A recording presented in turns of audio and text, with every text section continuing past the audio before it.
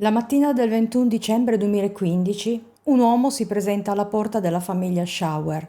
Carla apre e lui, mostrando un tesserino, si presenta come lo psicologo scolastico. Deve parlare con Davin, il figlio minore. Lei lo fa entrare sentendo l'urgenza nella sua voce, ma da quell'istante in poi l'uomo cambia completamente atteggiamento. Carla capisce di avere appena commesso un errore madornale, ma indietro non si ritorna. Sono Mila e vi do il benvenuto.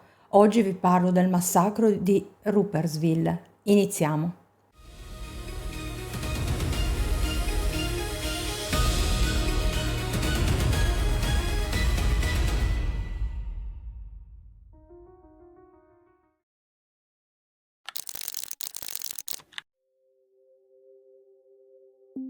Ruppersville è un piccolo comune svizzero del canton Argovia, nel distretto di Lenzburg, un villaggio tranquillo su un terrazzo a sud del fiume Are, con poco più di 5.000 abitanti e una criminalità quasi assente. Si trova a pochi chilometri da Aarau, il capoluogo del cantone. Proprio qui nasce Carla Freiburghaus il 10 giugno del 1967. I genitori sono Rosli e George Freiburghaus, una coppia affiatata che vive per la famiglia e trasmette ai propri figli sensibilità ed empatia verso gli altri. Ha un fratello di un anno più grande, Manuel.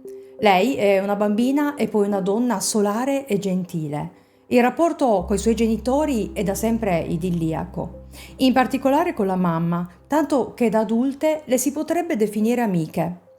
Carla, fin da bambina, ha una particolare predisposizione per la cura di sé. È attenta alla forma fisica, pratica sport e segue un'alimentazione sana. Ama sperimentare col make-up e presta particolare attenzione al suo look, dall'abbigliamento alla cura dei capelli. Non sappiamo quale sia stata la sua formazione, ma sappiamo che la sua carriera si svolge interamente nel settore dell'abbigliamento. Quando ha all'incirca 24 anni conosce l'uomo che sposerà. Da quel momento diventa Carla Schauer. Di lui non ci sono informazioni. La coppia acquista una bella casa vicino ai genitori di lei, sempre a Ruppersville, più precisamente a Lenzarstrasse, nel quartiere di Spitzbirli, al fondo di una via cieca.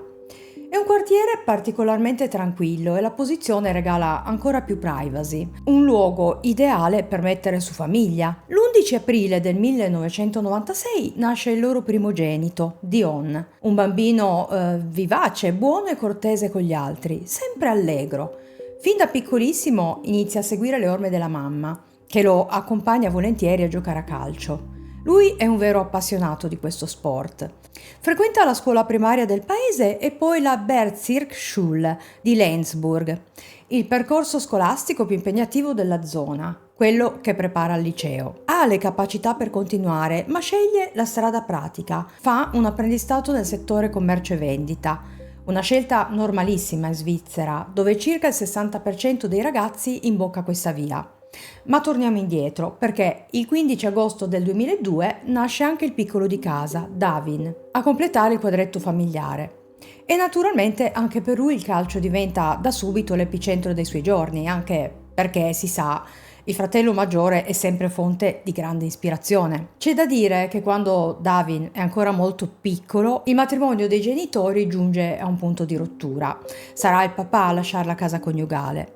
Ma separazione e divorzio comunque avvengono senza recare alcun danno ai ragazzi, civilmente e in pieno accordo. E anche se questo papà resterà una figura importante per i suoi figli, il nucleo familiare così composto funziona benissimo. Se fino a quel momento Carla aveva accettato solo lavori saltuari per potersi dedicare ai figli, dopo il divorzio si mette in cerca di un impiego che possa garantire una maggior stabilità economica e quando WeFashion apre la sua succursale ad Aarau, ottiene un impiego e viene accolta con entusiasmo dai colleghi. Si dimostra da subito competente e piacevole. WeFashion è una catena di abbigliamento di origine olandese, presente in tutta Europa, con un centinaio di punti vendita e prezzi accessibili. E non è un caso che anche Dion, una volta terminato il suo apprendistato, finisca per lavorare proprio qui. La passione per il settore in questa famiglia è di casa. Gli anni passano e ad un certo punto Carla si sente pronta per un'altra relazione e si innamora. Lui è il direttore della filiale bancaria di Lenzburg ad Aarau, Georg Metscher, di 40 anni, divorziato e con 2 figli, Mirko e Fabio di 13 e 6 anni. Probabilmente lo conosce lì, durante i versamenti quotidiani del negozio. Questa donna così affascinante fa breccia nel cuore del bel bancario e iniziano una frequentazione che col tempo si trasforma in una convivenza. A questo punto la vita di Carla la possiamo descrivere come perfetta. Ha 2 figli bellissimi e pieni di vita, 2 genitori vicini in tutto, con i turni lunghi al negozio e spesso il nonno a portare Davina agli allenamenti. E poi c'è questo nuovo nucleo familiare che si consolida negli anni. I 2 ragazzi considerano George come un secondo papà e tra lui e il più piccolo di casa nasce una sintonia particolare. Diventano inseparabili, si ritagliano del tempo per loro, vanno spesso al cinema insieme. George abbraccia questa famiglia come se fosse sempre stata la sua e ne diventa un membro fondamentale. È tutto perfetto. Nel 2005 Carla ha 48 anni, il piccolo Davin ne ha 13 e frequenta la Bezirksschule, la stessa scuola che a suo tempo aveva frequentato il fratello. E Dion, ora 19enne, si è fidanzato con una bella ragazza di nome Simona Fess, di 21 anni. Inoltre da qualche tempo si è aggiunto anche un cagnolino alla famiglia, Chili, una terrier maltese super coccolata. Adorano passare del tempo tutti insieme, anche con i nonni, e capita spesso nei weekend che si ritrovino per una grigliata in allegria. Il 19 dicembre è uno di quei weekend. La famiglia si riunisce al completo per una cena. E sabato sera Carla e Dion finiscono il loro turno da We Fashion e lungo il tragitto per tornare a casa passano a prendere Simona, che poi rimarrà fino al lunedì, visto che il lavoro riprenderà solo nel pomeriggio. A casa ad attenderli ci sono già Davin, George, Rosli e una cena calda. Non vedono l'ora visto le rigide temperature. Il clima è di quelli che precedono il Natale e infatti per Davide inizia anche la pausa scolastica. Insomma, passano una bellissima serata e quando giunge al termine Rosalie e George si congedano per far ritorno a casa loro, ma non prima di ricordare a Carla che lunedì mattina torneranno per portare i loro regali da mettere sotto l'albero. Domenica pomeriggio Davin e George escono. Hanno programmato di andare al cinema a vedere Star Wars, così salutano allegramente gli altri che intanto si stanno rilassando davanti alla TV. Trascorrono la giornata in questo modo e quando giunge al termine i 3 ragazzi, Dion, Simona e Davin, si ritirano nelle loro camere.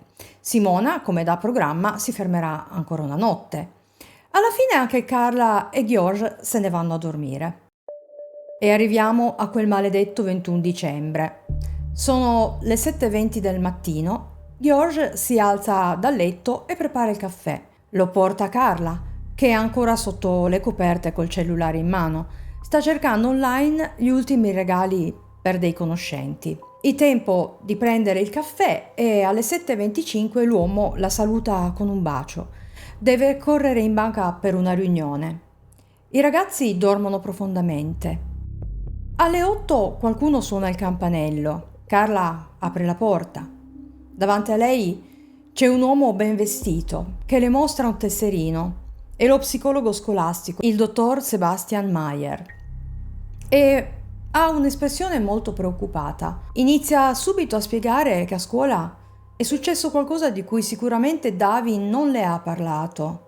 Carla inizia ad avere l'ansia. Il dottore continua. È vittima di bullismo da parte di un gruppo di ragazzi problematici che da tempo stavano cercando di smantellare. Davin e un'altra ragazza stanno subendo forti attacchi e purtroppo lei stamattina è stata trovata senza vita. Carla è sotto shock. Crede sia una visita urgente. Lo psicologo vuole prepararlo prima che riceva la notizia. Così, senza esitare, lo invita ad entrare. I 2 si dirigono verso la cucina e mentre dialogano sulla situazione, lei gli offre anche un caffè.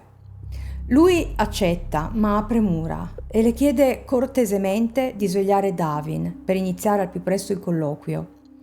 Lei si affretta ad andarlo a chiamare, non gli dice nulla, solo di seguirla in cucina e lui obbedisce con la sua solita dolcezza. Una volta fatte le presentazioni, lei pensa di lasciarli parlare da soli e sale al primo piano per pettinarsi e darsi un'aggiustata.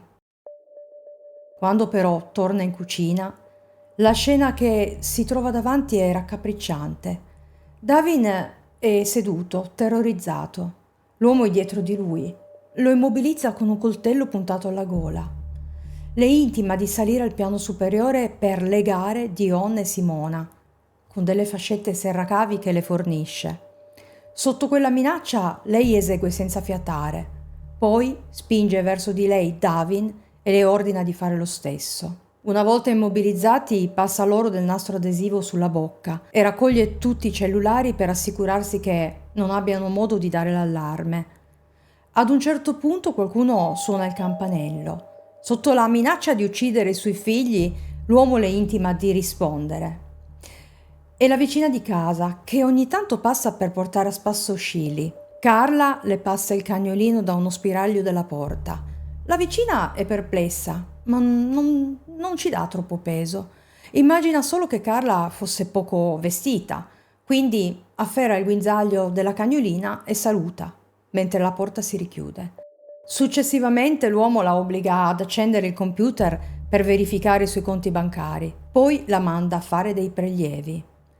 Sono le 9:30. Carla fa il primo prelievo di 1.000 € a uno sportello automatico di Ruppersville. Poi si reca alla filiale della Aargauische Cantonal Bank a Wildegg, dove preleva circa 10.000 franchi svizzeri. Non si azzarda a dare l'allarme. Quell'uomo le ha detto di avere un complice che la sta osservando, col compito di avvisarlo al minimo passo falso, e lui, in quel caso, avrebbe fatto fuori tutti. È in preda al panico, non sa cosa fare, pensa solo ai suoi figli. Se è una rapina, una volta consegnata la somma di denaro, lui se ne andrà. Ma quando Carla torna a casa, lui non se ne va, anzi, immobilizza e imbavaglia anche lei. E il peggio deve ancora arrivare. Il piccolo Davin. È lui ad avere la sorte peggiore. L'uomo lo porta via in un'altra stanza. Quello che accade lì dentro non lo racconterò, non è necessario per capire la mostruosità di ciò che quell'uomo ha fatto. Nel frattempo Dion riesce a liberarsi, corre verso la porta più veloce che può, ma non fa in tempo, viene fermato e nuovamente immobilizzato. Quando l'uomo si sente soddisfatto di tutti i crimini di cui si è macchiato nell'arco di poche ore, procede col suo piano, non vuole lasciare testimoni. Inizia da Dion che ha osato sfidarlo, elimina tutta la famiglia uno dopo l'altro usando quel coltello. Carla, Simona, Davin. Poi cosparge i corpi e i mobili con dell'olio per torce e appicca il fuoco. Ha finito. Sono le 11 ed esce dalla casa indisturbato. Alle 11:20 arrivano Rosalie e George. Vi ricordate, lo avevano detto che sarebbero passati per i regali. Trovano la porta aperta, cioè non chiusa a chiave. Ma questo non è strano, è abitudine di Carla non chiuderla di giorno. Però nessuno risponde quando li chiamano, così entrano e notano immediatamente che dal piano superiore arriva una nuvola di fumo denso. George sale le scale di corsa continuando a chiamarli, ma niente, nessuna risposta. È costretto a fermarsi perché non riesce a respirare. Nel frattempo i vigili del fuoco sono stati allertati dalla vicina di casa che ha notato del fumo fuoriuscire da una finestra. I genitori di Carla sono comprensibilmente nel panico, ma nutrono ancora la speranza che i loro cari non si trovino in casa. I vigili del fuoco arrivano rapidamente insieme alla polizia cantonale e a un'ambulanza. Entrano nella casa indossando le maschere antigas e gli autorespiratori e iniziano a lottare contro le fiamme che nel frattempo hanno invaso tutto il piano superiore. Quando il fumo si dirada, si palesa una scena atroce. Carla e Davin vengono trovati nelle rispettive camere da letto, Dion e Simona nel sottotetto. Inizialmente credono che l'incendio non abbia dato loro scampo, sono carbonizzati, ma guardando meglio sono evidenti le ferite da taglio nella zona del collo. È una scena del crimine escono da quella casa sconvolti. Devono dare questa drammatica notizia a quei genitori già visibilmente provati. Guidati dal capitano Marcus Gisin, entra in azione la polizia criminale dell'Argovia. Viene istituita una commissione speciale di 40 investigatori e specialisti che lavoreranno a tempo pieno 7 giorni su 7, per 146 giorni. Ma andiamo con ordine. I genitori di Carla sono i primi ad essere condotti in centrale per un interrogatorio. Sembra assurdo, lo so, ma erano lì sulla scena. Prima di iniziare viene chiesto loro di spogliarsi e indossare delle tute grigie fornite dalla polizia. I loro abiti vengono mandati in laboratorio. Anche se è evidente che non siano loro gli autori di quello scempio, essendo stati i primi ad entrare in casa, tracce importanti potrebbero essersi trasferite sui loro indumenti. Vi dico già che l'esame non porterà a niente. Questa pratica deve aver fatto davvero male a questi genitori già così sofferenti. Mentre sono ancora lì, George telefona a Manuel, l'altro figlio, che si trova in vacanza con la sua fidanzata nella Svizzera orientale. Gli dice di tornare immediatamente, che è successo qualcosa a Carla, finché non sente la mamma urlare «Sono tutti morti». Manuel e la fidanzata si mettono subito in viaggio. Poco dopo Manuel richiama per sapere dove andare, a casa di Carla. E George «No, se non vuoi essere arrestato». Ho pensato che questa risposta sia stata una sorta di polemica contro i metodi della polizia. Due anziani distrutti da una notizia devastante. Spogliatevi, mettetevi la tuta. Bisogna vedere anche i modi. Comunque, tra le 1000 domande, gli investigatori vogliono sapere tutti i nomi dell'entourage di Carla ed è così che decidono di concentrarsi su George Metzger, il suo compagno. Nel frattempo la scientifica sta analizzando la scena. Si rendono conto da subito che era stato fatto un tentativo di dar fuoco anche al piano inferiore, nella cucina in particolare, dove ci sono tracce di accelerante. Procedono con rilevamento delle impronte digitali e repertano tutto ciò che può essere di interesse. In più vengono trovati dei peli di cane, anch'essi repertati. Nei giorni successivi gli agenti perlustrano le campagne intorno alla casa in cerca dell'arma. Una squadra di poliziotti settaccia il territorio palmo a palmo, ma del coltello nessuna traccia. Le salme vengono poi affidate al patologo forense per l'autopsia e c'è questo particolare che voglio dirvi. Il piccolo Davin viene trovato sul suo letto, circondato dai suoi peluche. E purtroppo quando il giorno dopo viene svolto l'esame, come vi dicevo, risulta essere l'unico ad aver ricevuto quel tipo di violenza, e non solo una volta. Stabilisce inoltre che la morte è stata causata dalle ferite da taglio alla gola. Erano già deceduti quando è stato appiccato il fuoco. Il rogo non era un atto di follia finale, ma un tentativo deliberato di eliminare le tracce e depistare le indagini. L'8 gennaio 2016, nel pomeriggio, la chiesa riformata di Rupperswil accoglie oltre 600 persone. Sono lì per salutare Carla, Dion e Davin. C'è tutto il paese e ci sono anche il direttore della giustizia argoviese Urs Hoffmann e il sindaco Rudolf Hediger, un lutto collettivo pesantissimo. Il giorno dopo è dedicato a Simona. La cerimonia si tiene a Hunsenschwil e arrivano più di 500 persone. La famiglia fa una richiesta specifica: niente abiti da lutto, venite in sneakers. Simona le adorava. Prima ancora dei funerali, il 4 gennaio, al rientro dalle vacanze, la scuola di Davin organizza una cerimonia interna. Nell'aula allestiscono il suo banco con delle candele e un cuore intrecciato. I compagni possono lasciare un messaggio in un libro di condoglianze. Ci sono i compagni di classe e i ragazzi delle sue squadre sportive. Come vi dicevo, gli investigatori si concentrano su George. Lo convocano in centrale il giorno stesso della tragedia e gli riservano un trattamento ancora più rigido di quello riservato ai genitori di Carla. Lo fanno spogliare, prendono abiti e scarpe e gli fanno indossare dei calzari. Avete presente quei copriscarpa che utilizzano gli investigatori durante i rilievi sulla scena del crimine? Lo trattengono per 12 ore. L'uomo è visibilmente sconvolto, ma la polizia ha forti sospetti e davvero non lo risparmia. Gli esaminano attentamente le mani e prelevano materiali da sotto le unghie, cercando tracce di fuliggine o altri materiali che possano collegarlo alla scena. Tutto questo avviene con il suo consenso, come volontario e anche il prelievo del DNA. Poi gli chiedono di descrivere la sua quotidianità con Carla e la famiglia. Deve fornire un resoconto preciso di quella giornata, mentre contemporaneamente viene verificato se l'alibi regge. Qualcosa però non convince gli investigatori e George resta al centro delle indagini come principale sospettato. A sua insaputa viene montato un trasmettitore GPS sulla sua auto e viene monitorato il traffico telefonico e telematico. Nei giorni e poi nei mesi successivi verrà convocato più volte per ripetere ancora e ancora le stesse cose. Anche i suoi figli Fabio e Mirko, che a questo punto hanno 12 e 19 anni, vengono ascoltati. Al più grande chiedono anche di fornire un alibi, oltre a chiedere ad entrambi che tipo di rapporto avessero con le vittime e con il padre stesso. E notate che il piccolo Fabio in un primo momento aveva temuto che il papà fosse una delle vittime, forse proprio perché erano 4. Quindi pensate allo stato d'animo di questo bambino. Ovviamente Mirko viene subito scartato dalla rosa dei sospettati.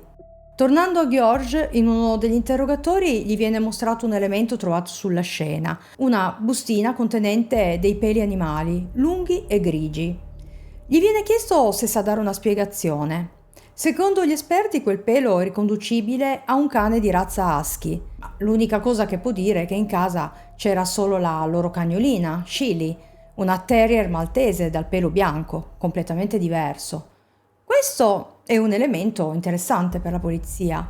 In casa quella mattina o poco prima c'era qualcuno che con ogni probabilità possiede un cane di quella razza. È rimasto abbastanza a lungo da trasferirli all'interno dell'abitazione, ma per ora questo non è un elemento che possa portare a una svolta concreta. Nonostante George resti il principale sospettato, gli investigatori continuano a scavare nella cerchia familiare. Nulla suggerisce che Carla o i ragazzi abbiano attirato su di loro una tale furia, nessuna strana frequentazione. Niente di niente. Le indagini si restringono quindi al nucleo più stretto. Viene ascoltato l'ex marito di Carla, anche lui distrutto dal dolore. Il suo alibi è incrollabile. Si passa a Manuel, il fratello di Carla, e si procede così, verificando centinaia di alibi ed è ormai chiaro che il responsabile sia estraneo alla cerchia familiare. Mentre George continua ad essere monitorato attentamente, gli investigatori avviano una ricerca senza precedenti. Analizzano i dati di 30.000 numeri di cellulari che si erano agganciati alla cella di Ruppersville nei giorni precedenti al 21 dicembre, nel giorno stesso e in quelli immediatamente successivi. Un'operazione costosa che purtroppo non dà alcun risultato. Il 22 dicembre la polizia inizia a valutare anche la pista della rapina. Nonostante in casa non sembri mancare nulla, gli inquirenti decidono di controllare i movimenti bancari di Carla. Scoprono così che proprio quella mattina erano avvenute 2 operazioni. Individuano orari e luoghi. Alle 9:50 al bancomat della Hypothekar Bank di Ruppersville e alle 10:10 allo sportello della Aargauische Kantonalbank a Wildegg. Ora la polizia dispone di immagini da esaminare. Il volto di Carla appare chiaramente dai filmati registrati dalle videocamere di sorveglianza. I frame vengono estratti e divulgati già il 23 dicembre, richiedendo la collaborazione di chiunque si trovasse in zona. Qualcuno ha notato qualcosa di sospetto? Carla era sola o in compagnia? Vengono stanziati 100.000 franchi svizzeri per segnalazioni determinanti ai fini dell'indagine. La risposta della popolazione è immediata. Arrivano persino riprese registrate dalle dashcam. Tuttavia, i nuovi elementi non aggiungono nulla di risolutivo a quanto già noto. Carla appare nei filmati con i capelli in disordine e un'espressione visibilmente tesa, ma è sola. Nel frattempo arrivano i risultati del DNA repertato sulla scena. Appartiene a un uomo, ma non è compatibile con quello di George. Questo, tuttavia, non lo esclude dalle indagini. Inoltre il soggetto è incensurato, dato che il suo profilo genetico non è presente nel database. Dopo un mese di indagini senza una pista concreta, il 21 gennaio 2016 la procura del Canton Argovia contatta ufficialmente i responsabili di una celebre trasmissione tedesca, che vi dico in italiano, Casi irrisolti, in onda su ZDF. L'obiettivo è lanciare un appello internazionale, dato che gli inquirenti stanno brancolando nel buio nonostante la ricompensa di 100.000 franchi. Ad aprile il caso viene ricostruito in un cortometraggio di 10 minuti, girato non a Rupperswil ma tra Monaco di Baviera e Fürstenfeldbruck. La ricostruzione include dettagli inediti: il momento in cui Carla controlla il saldo sul laptop alle 9:22 e l'arrivo dei genitori davanti alla casa in fiamme. Dallo script emergono altri particolari. Un vicino che fumava davanti a casa vede le tapparelle abbassarsi improvvisamente. Inoltre un'amica di Carla chiama al telefono e, non ricevendo risposta, si reca sul posto, dove Carla le apre solo uno spiraglio della porta per consegnarle il cane, dicendo che era tutto a posto. Ma i mesi passano e gli inquirenti arrivano a uno stallo investigativo. Nonostante l'assenza di riscontri, George continua a rimanere il principale sospettato. In realtà si tratta di una necessità procedurale, come dire, finché non viene identificato un altro soggetto, la sua posizione resta aperta d'ufficio. Nella primavera del 2016 gli investigatori hanno finalmente l'intuizione che dà una svolta al caso. Inoltrano una richiesta formale a Google. L'obiettivo è identificare gli indirizzi IP dei computer che nel periodo precedente al massacro avevano effettuato ricerche specifiche sui nomi della famiglia Schauer o su dettagli relativi alla loro abitazione.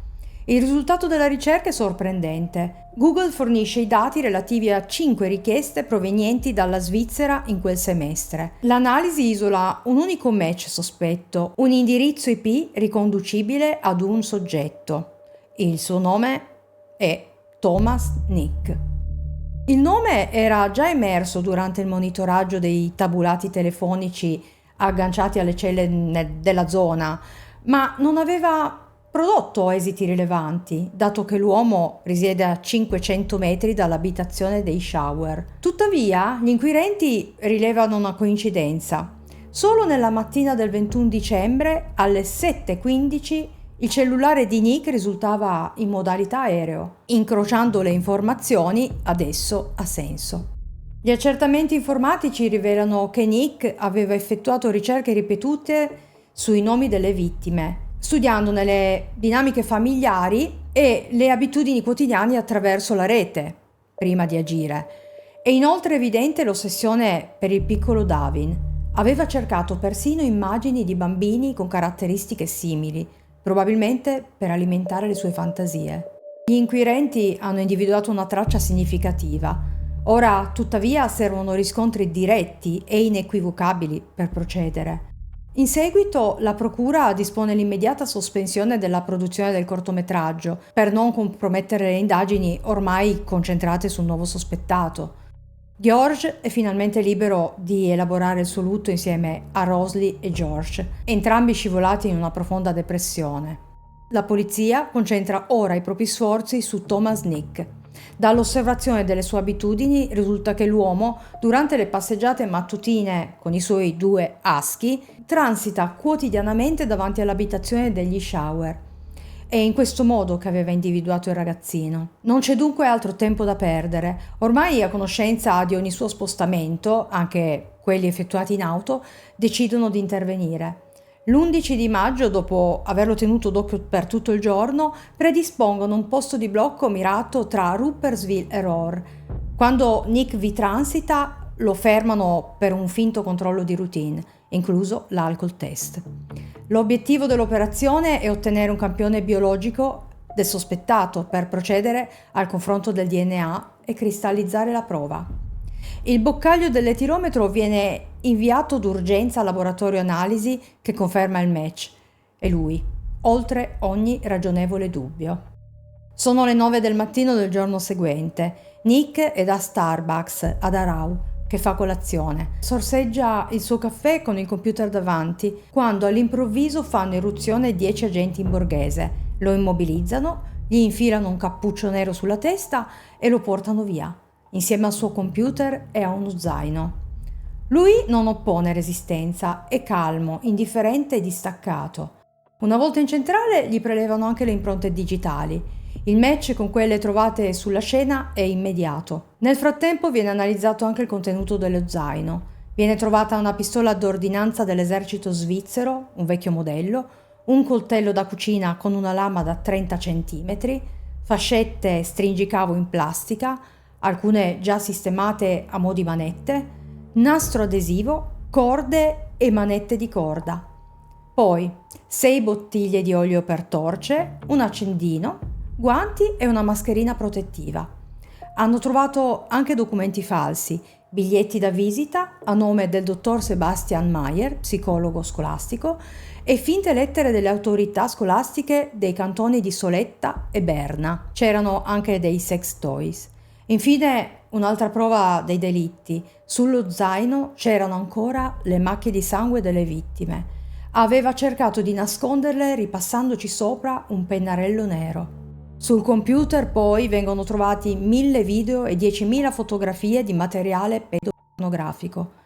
Contemporaneamente è scattata anche la perquisizione nella casa in cui Nick vive insieme a sua mamma e ai 2 cani. Ovviamente il pelo rinvenuto sulla scena proveniva proprio da queste 2 bestiole. Durante il sopralluogo trovano un taccuino contenente schede dettagliate con nomi, fotografie, indirizzi di altri bambini, dettagli sulle famiglie e orari scolastici. In una nota aveva scritto martedì 7:40, tutti a casa, svegli. I ragazzi presi di mira avevano tra gli 11 e i 15 anni e somigliavano fisicamente a Davin. Nick aveva già iniziato a pedinare 2 di loro nei cantoni di Soletta e Berna, preparando lettere contraffatte e biglietti da visita falsi per colpirli con lo stesso modus operandi usato per trarre in inganno Carla. Il ritrovamento di questo taccuino insieme al kit trovato nel suo zaino ha confermato agli inquirenti che Nick aveva pianificato altri massacri. È stato fermato appena in tempo. L'atto d'accuso conta 28 pagine per descrivere quello che ha fatto a quella famiglia: assassinio plurimo, estorsione, sequestro di persona e presa d'ostaggio, atti sessuali con minori, coazione sessuale ripetuta, incendio doloso. E poi ancora possesso di materiale pedopornografico e atti preparatori punibili in vista di altri crimini. Ma chi è Thomas Nick? Al momento dei fatti ha 33 anni. La sua vita è interamente costruita sulla menzogna, per mascherare i suoi fallimenti. Ha fatto credere alla propria famiglia e ai conoscenti di essere un dottorando in storia presso l'Università di Berna e, per renderla credibile, è arrivato a falsificare diplomi, certificati e lettere di referenze con i loghi ufficiali e firme contraffatte di rettori e decani. In realtà Nick è un disoccupato e vive alle spalle della madre. Dopo la maturità non è mai riuscito a completare un percorso di studi, avendo abbandonato diverse facoltà, tra cui medicina e giurisprudenza. Con sua mamma ha un rapporto molto stretto e fa di tutto pur di non deluderla. Suo padre è morto improvvisamente per un infarto nel 2011. Ha un fratello maggiore. È cresciuto a Rupperswil e ha frequentato la scuola cantonale di Aarau. Nel 2003 ha scritto una tesina di maturità sui motivi del terrorismo di Osama Bin Laden. È molto attivo nella comunità locale come allenatore di calcio giovanile e coordinatore dei tecnici per la Setal Selection, una selezione territoriale giovanile nel canton Argovia che raggruppa i migliori ragazzi della zona, in questo caso il club Sarmersdorf e Singen. È stimato nel club per il suo lavoro con i ragazzi, che hanno per lo più la stessa età di Davin e delle sue potenziali vittime. Oltre al calcio è conosciuto come un tipo sportivo, fa jogging nei boschi della zona. I vicini lo descrivono come uno che non dà nell'occhio, saluta cordialmente e non si fa notare. Dopo l'arresto però diversi conoscenti lo ridefiniscono come strano e privo di amici intimi. I 2 cani husky sono centrali nella sua vita. Li porta a spasso quotidianamente nel cortiere, spesso con le cuffie e un copricapo, mantenendo un atteggiamento schivo ma apparentemente innocuo. E 48 ore dopo il massacro usa proprio le foto dei suoi cani per mandare gli auguri di Natale su Facebook. Ha anche un'altra abitudine, è un giocatore d'azzardo, frequenta regolarmente il casinò di Zurigo e la sera stessa del massacro ci va, paga le giocate con quei soldi sporchi di sangue. Ecco chi è Thomas Nick. Nick, dopo l'arresto, ammette tutto. Non cerca di difendersi in alcun modo. Viene trasferito nel carcere centrale di Lenzburg, dove tra maggio e settembre 2016 viene sorvegliato 24 ore su 24 per un altissimo rischio di suicidio. Il 16 maggio 2016 gli viene assegnata l'avvocata Renate Sen come difensore d'ufficio. Nel febbraio 2017 viene trasferito nel penitenziario di Peuswis, a Regendorf. Il 7 settembre 2017 la procura di Lenzburg-Aarau formalizza l'atto d'accusa, 28 pagine. Il dibattimento si tiene dal 13 al 16 marzo 2018 presso la sede della polizia mobile a Schaffisheim, scelta per motivi di sicurezza. La sentenza è ergastolo a internamento ordinario, più 700.000 franchi di risarcimento ai familiari delle vittime e 540.000 franchi di spese processuali. Il tribunale di Lenzburg aveva inizialmente disposto una terapia ambulatoriale, ma il tribunale cantonale la revoca. Nick tenta il ricorso. Il tribunale federale lo respinge, confermando l'ergastolo e stabilendo che non abbia diritto ad alcuna terapia. È considerato non curabile a lungo termine. La perizia psichiatrica è fermata dal noto psichiatra forense Josef Sachs e delinea un profilo psicologico complesso e inquietante. Il punto centrale è la doppia vita. Da una parte l'immagine curata di un uomo colto e di successo e dall'altra la realtà, un uomo che ha fallito ogni percorso di studi dopo la maturità. Secondo Sachs è proprio questa frustrazione profonda, unita al bisogno ossessivo di mantenere una facciata di normalità, ad aver alimentato le sue fantasie criminali. Conferma la presenza di tendenze pedofile conclamate, ma precisa che questo non basta a spiegare la violenza del massacro. Il delitto non è stato un impulso, è il risultato di fantasie predatorie accumulate ed elaborate per mesi, forse anni. In tedesco Sachs le chiama Wetterleuchten, lampi, come quelli che precedono il temporale. Nick viene descritto come razionale, tecnico, totalmente privo di empatia. Durante le valutazioni parla dei crimini commessi con le proprie mani come se riguardassero qualcun altro. La diagnosi principale è un grave disturbo dello sviluppo della personalità, non una malattia che si cura, ma un tratto profondamente radicato. Ed è proprio questo il nodo centrale della sentenza. La legge svizzera prevede l'internamento a vita solo se 2 esperti indipendenti dichiarano il reo incurabile per sempre. Sachs e il secondo perito non se la sono sentita di affermarlo con certezza assoluta e questo ha costretto il tribunale a optare per l'internamento ordinario, con revisione prevista dopo 20 anni. Nonostante la sentenza sia passata in giudicato, nell'ottobre 2025 Nick ottiene un piccolo successo legale. Il Tribunale amministrativo dell'Argovia stabilisce che il cantone deve completare la valutazione per verificare se possa accedere a una terapia volontaria durante l'esecuzione della pena. Una decisione che non cambia la condanna all'ergastolo, riguarda esclusivamente la modalità di trattamento all'interno del carcere. I genitori di Carla, George e Rosalie, non sopravvivono al dolore. Muoiono a sole 2 settimane di distanza l'uno dall'altra nel marzo del 2022, distrutti dalla depressione e dal lutto. Non si sono mai ripresi e Manuel ha dovuto occuparsi di loro fin da subito. Per lui Nick non ha ucciso 4 persone, ne ha uccise 6. Ha sterminato un'intera famiglia, pezzo dopo pezzo. Tra l'altro l'8 maggio 2016 scelgono di rinunciare alla casa che per successione ereditaria spettava loro. Un tentativo di lasciarsi alle spalle il luogo diventato il teatro di un dolore insopportabile. Manuel ha seguito ogni sviluppo legale con un'angoscia che non lo ha mai abbandonato. La recente vittoria di Nick, il diritto di veder valutata la sua richiesta di terapia volontaria, per lui non è un atto di giustizia, Teme che Nick non stia cercando redenzione, ma stia calcolando ogni mossa per essere dichiarato trattabile e aprirsi una strada verso la libertà. Quando lo hanno arrestato, Nick aveva nello zaino il materiale per nuovi delitti e un taccuino con i nomi di altri 11 bambini. Non era un criminale comune, stava diventando un assassino seriale. Ne è convinto. Per lui l'unica giustizia accettabile è che quell'uomo non torni mai più in libertà. Così nel dicembre 2025 lui e George rompono il silenzio. Insieme partecipano a Talk Tech League sul canale svizzero TeleM1. Vogliono che la gente sappia, Thomas Nick non deve tornare libero, mai. George ha vissuto quei 146 giorni di indagini nel terrore, sospettato, monitorato, intercettato. Quando arriva la notizia dell'arresto dichiara: sono davvero felice che il colpevole sia stato preso, spero di poter finalmente chiudere questo capitolo, ma la chiusura non arriva mai davvero.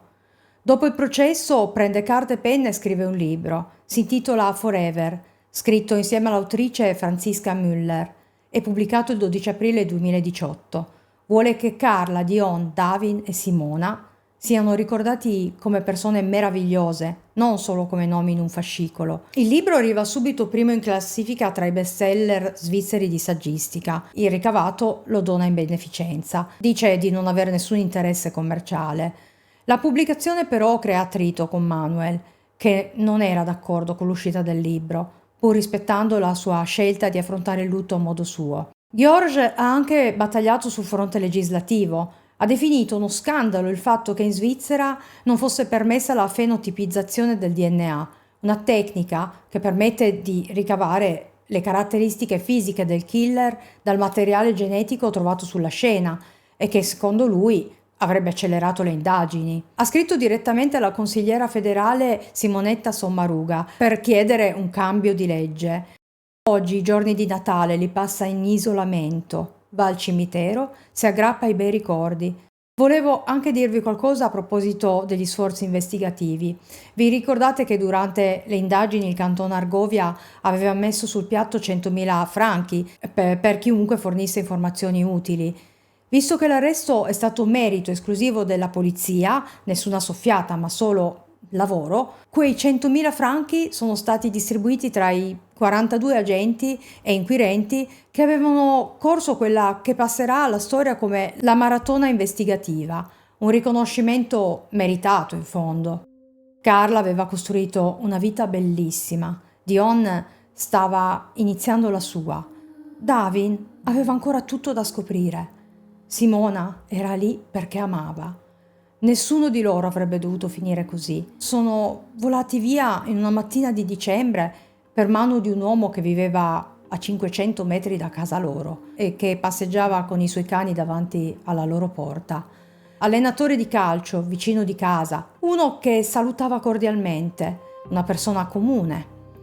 Ogni volta che racconto una storia come questa mi chiedo come sia possibile. E non ho mai una risposta. Però mi viene spontaneo pensare a quante informazioni condividiamo sui social ogni giorno, senza rendercene conto. Orari, abitudini, foto dei nostri figli. Thomas Nick ha studiato quella famiglia anche attraverso quello che trovava online. Vale la pena rifletterci. Carla ha aperto quella porta perché è stata ingannata. È facile dire io non l'avrei fatto, ma quante volte abbiamo aperto una porta, risposto a una telefonata o dato fiducia a qualcuno senza valutare il possibile pericolo? Ecco perché queste storie vanno raccontate. Se vi va, fatemi sapere cosa ne pensate, vi leggo sempre. Parlare delle vittime con rispetto è la mia priorità. Se vuoi sostenere questo progetto potresti iscriverti al canale e mettere un like. Grazie. Ci vediamo al prossimo video. Grazie di cuore. Ciao.